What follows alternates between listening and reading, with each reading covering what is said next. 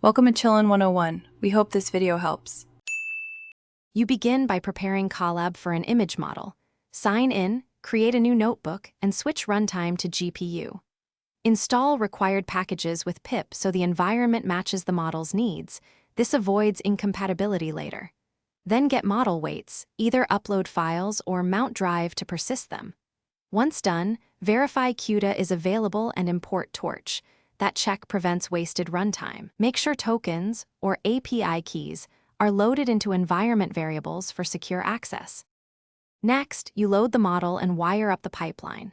Instantiate the model class from diffusers or your framework and move it to the GPU device. Configure the scheduler and tokenizer so generated images follow expected time steps and text conditioning. This affects quality and speed. Initialize the pipeline with model, scheduler, and safety components, then set generation parameters, seed for reproducibility, num inference steps for fidelity, and guidance scale to balance prompt adherence. Run a small test batch to confirm outputs and memory usage. Finally, you execute full generation runs and export results.